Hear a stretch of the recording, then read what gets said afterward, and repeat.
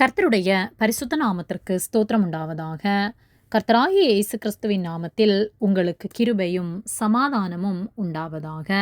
இந்த நாளுக்குரிய தியானத்திற்கான தேவ வார்த்தை எசேக்கியேல் அதிகாரம் 37 வசனம் 27. என் வாசஸ்தலம் அவர்களிடத்தில் இருக்கும், நான் அவர்கள் தேவனாயிருப்பேன், அவர்கள் என் ஜனமாயிருப்பார்கள்.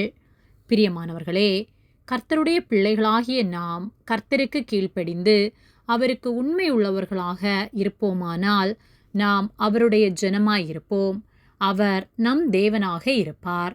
எசேக்கியேல் 37:27 என் வாசஸ்தலம் அவர்களிடத்தில் இருக்கும், நான் அவர்கள் தேவனாயிருப்பேன், அவர்கள் என் ஜனமாயிருப்பார்கள் என்று சொல்லப்பட்டுள்ளது.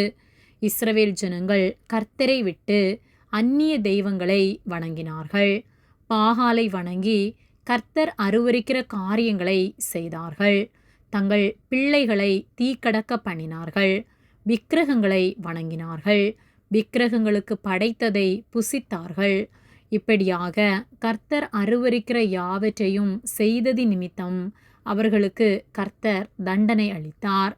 அந்நிய ராஜாக்கள் அவர்களை அடிமைப்படுத்தி சிறையாக கொண்டு போனார்கள். அடிமையாக கொண்டு போகப்பட்ட அவர்கள் தங்கள் தேசத்தை நினைத்து வேதனைப்பட்டார்கள். யாவற்றையும் இழந்த அவர்கள் கர்த்தரிடத்தில் திரும்பினார்கள். எரேமியா, எசேக்கியேல், ஏசாயா போன்றவர்கள் மூலமாக கர்த்தர் அவர்களோடு பேசினார். அவர்கள் தீர்க்க தரிசனங்களை கேட்டு அவர்கள் பாபிலோனிலே அடிமைகளாக இருந்தபோது கர்த்தரிடத்திலே திரும்ப ஆரம்பித்தார்கள்.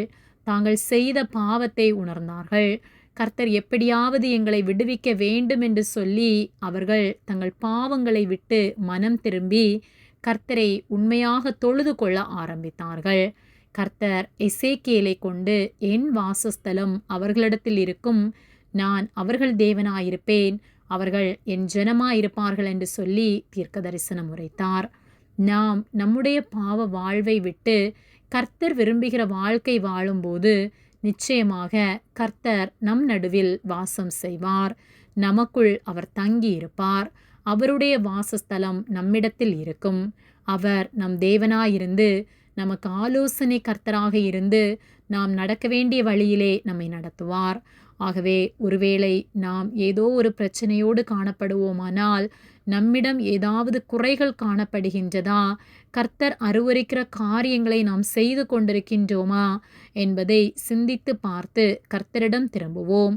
நாம் கர்த்தருக்குள் வாழும்போது கர்த்தர் நிச்சயமாக நம்மை ஆசீர்வதித்து நமக்குள் வாசம் செய்து நாம் நடக்க வேண்டிய வழியிலே நம்மை நடத்துவார்.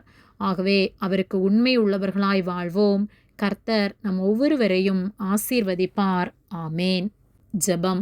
எங்களை அதிகமாக நேசித்து வழிநடத்தி வருகிற எங்கள் அன்பின் பரிசுத்த பிதாவே, இந்த நாளையும் நாங்கள் காணும்படியாக நீர் எங்களுக்கு ஜீவனை தந்து தயவு பாராட்டி எங்களை பாதுகாத்து பராமரிக்கிற உம்முடைய அன்பிற்காக நாங்கள் உமக்கு நன்றி செலுத்துகின்றோம். நாங்கள் தியானித்த வார்த்தையின்படியே ஒவ்வொரு நாளும் நாங்கள் உம்முடைய வார்த்தைகளை கேட்டு அதன்படி வாழ எங்களுக்கு உதவி செய்யும்படியாய் செபிக்கின்றோம். எங்களோடு நீர்க்கிருந்து எங்களை பாதுகாத்து நடத்துவதற்காக நாங்கள் நன்றி செலுத்துகின்றோம். எங்களை உம்முடைய கரத்திலே தாழ்த்தி ஒப்பு கொடுக்கின்றோம். இயேசுவின் நாமத்தில் ஜெபிக்கின்றோம் பிதாவே. ஆமேன். கர்த்தர் உங்களை ஆசீர்வதிப்பாராக.